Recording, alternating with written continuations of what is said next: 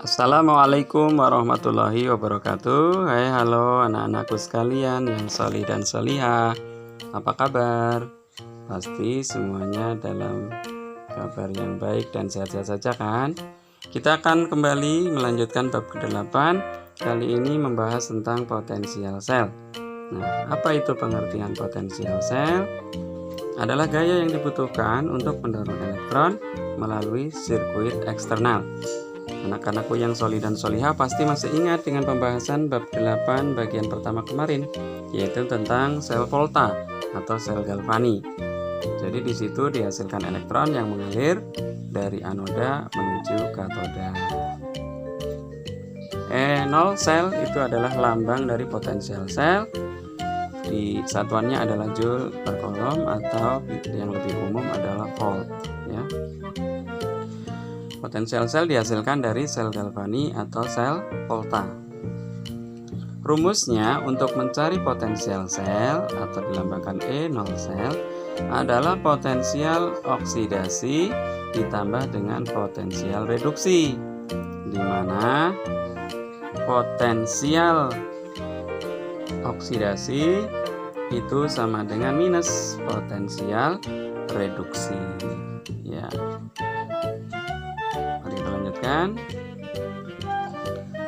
Ini adalah sel volta atau sel galvani yang sudah kita bahas beberapa saat yang lalu dengan menggunakan anoda seng dan katoda tembaga.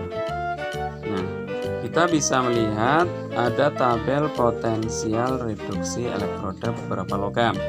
Jadi beberapa logam itu sudah diketahui berapa potensial reduksinya dalam satuan volt. Tinggal dilihat ya, dan tidak usah khawatir, tidak usah dihafal. Nanti di soal-soal latihan akan diketahui dalam soalnya.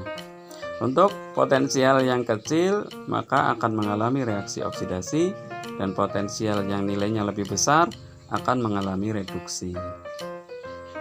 Contohnya seperti ini. Tentukan potensial sel yang menggunakan elektroda seng dan tembaga. Nah, kita lihat.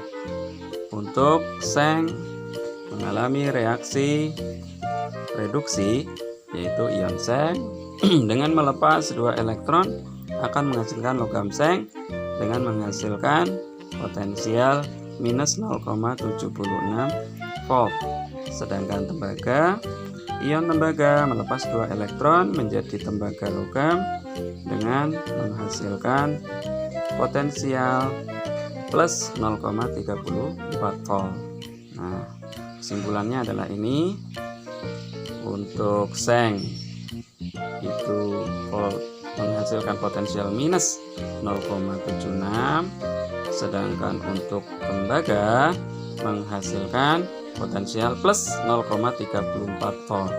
Berarti nilainya besar yang mana? Ya, tentu saja besar tembaga. Betul sekali. Kita lanjutkan.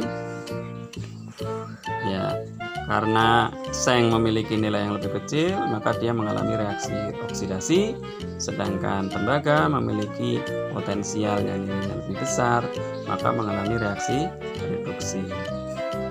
Nah, selanjutnya kita hitung dulu. Ya, semula ini semuanya adalah reaksi reduksi.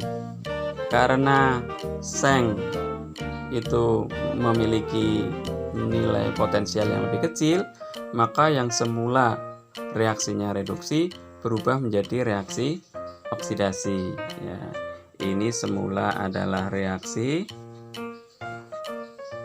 reduksi, kita ubah menjadi reaksi reduksi. Apa perbedaannya? Perbedaannya sangat jelas. Semula dihasilkan seng, kemudian setelah menjadi reaksi oksidasi, sengnya bereaksi membentuk ion seng. Jadi posisinya dibalik. Karena posisinya dibalik, maka yang semula E0-nya atau potensialnya minus 0,76 itu juga ikut dibalik menjadi plus 0,76, ya. karena posisi reaksinya dibalik, maka potensial selnya juga dibalik. Gitu ya.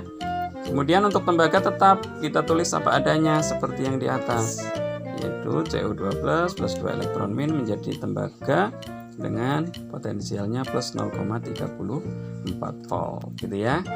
Nah, mengapa untuk tembaga tetap? Karena dia tetap bereaksi reduksi. Mengapa tetap bereaksi reduksi? Karena nilai potensialnya lebih besar daripada seng. Nah, kemudian dijumlah. Kita coret dulu untuk elektronnya ya, jangan lupa anak-anakku yang sholih dan sholihah. Karena apa? Di reaksi yang tembaga dihasilkan elektron, tapi pada reaksi seng elektronnya dilepas ya, sehingga saling menghilangkan. Hasilnya reaksinya adalah seperti ini, dan setelah dijumlah potensial selnya menjadi plus 110 volt ya. Ini adalah hasil penjumlahan dari potensial seng dan potensial tembaga gitu ya teman-teman sekalian.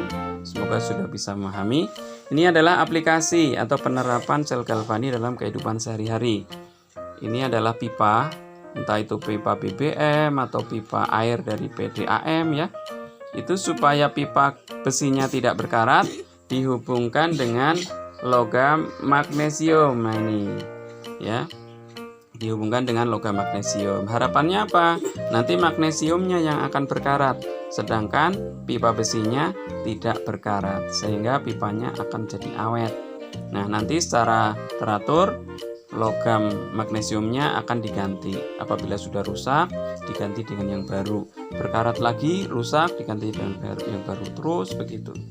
Ya, ini adalah penerapan sel galvani yang menggunakan magnesium untuk dikorbankan, atau namanya pengorbanan katodik ya, katodik besi, sehingga logam atau pipa besinya tetap awet. Selanjutnya aplikasi berikutnya adalah berbagai macam baterai. Baterai ya, di sini banyak sekali berbagai jenis baterai yang biasa disebut baterai alkalin ya, untuk berbagai keperluan alat-alat elektronik. Kemudian juga penerapan sel galvani atau sel volta adalah pada aki mobil. Kita tahu kelistrikan mobil sangat tergantung dengan aki ini. Baik, sekarang anak-anakku yang sholih dan sholihah bisa mengerjakan latihan soalnya ya. Nah, apabila ada pertanyaan bisa komen di video ini ya. Nanti akan dijawab insya Allah. Nah, silahkan dikerjakan di buku tulis.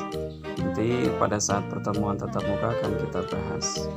Demikian mungkin yang bisa Pak Windu sampaikan untuk kesempatan kali ini. Semoga bisa dipahami dan semoga bermanfaat. Assalamualaikum warahmatullahi wabarakatuh.